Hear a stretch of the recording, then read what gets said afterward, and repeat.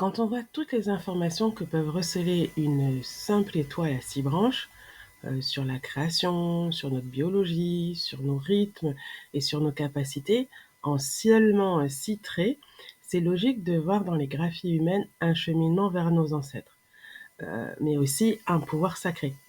Je vais tenter d'expliquer pourquoi. Puisque nous, humanité moderne, nous utilisons des graphies au quotidien pour communiquer et nous ne voyons plus que leur aspect formel et n'accédons plus à leur aspect énergétique.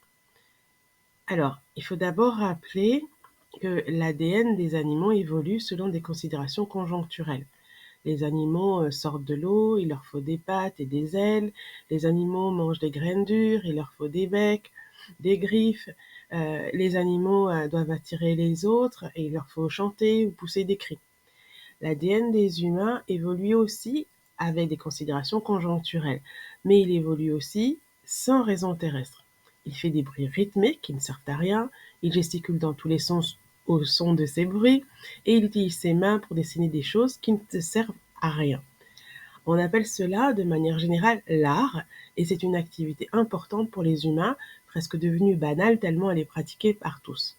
Pourtant, comme je disais, cette expression n'a aucun caractère terrestre. Elle est pleinement céleste. On fait vraiment référence ici au verset biblique Dieu créa l'homme à son image.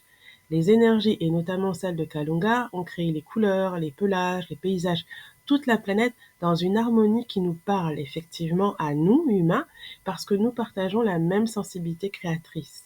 Cette sensibilité s'exprime naturellement au travers de nous, avec quelques contraintes. Au lieu de créer en direct comme un magicien, elle crée au travers de notre corps et de nos mains. C'est un pan merveilleux de notre vie, mais j'en dirai pas plus. Je vais juste insister sur l'aspect sacré dans le sens où lorsque un humain marque une croix à un endroit, il peut y avoir une information dans le monde des formes, mais en parallèle, il y a toujours une expression divine, une information dans le monde des énergies. Et on peut dire que si un humain écrit par lui-même de façon spontanée un signe et pas un autre, cela sous-entend que ce signe a un sens, même si ce sens lui échappe. Nos ancêtres percevaient ce sens énergétique, alors que c'est pour nous plus difficile.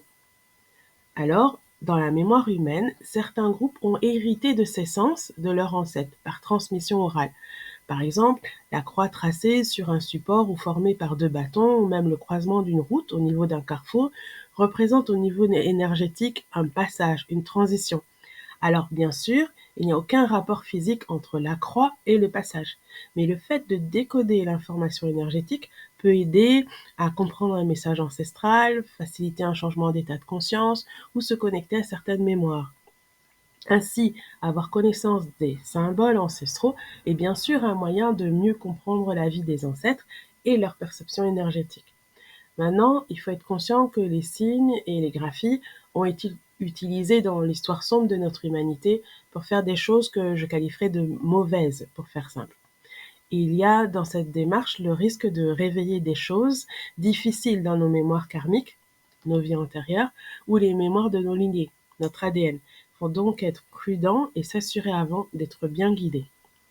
Mon conseil personnel serait plutôt de partir à la recherche de notre expression divine personnelle, une activité à caractère artistique, quelle qu'elle soit, qui nous mette en joie et appeler à nous, par nos intentions, les énergies de l'étoile à Congo pour que ce soit ces énergies elles-mêmes qui nous guident vers notre chemin propre. Il s'agit d'être attentif aux signes qui se manifestent spontanément autour de nous, de faire confiance à notre intuition et laisser le processus de reconnexion se faire tel qu'il est prévu qu'il se passe. Comme disent beaucoup d'Africains, les ancêtres sont de retour et la probabilité que nous en soyons est forte. Il n'y a pas forcément à aller chercher très loin.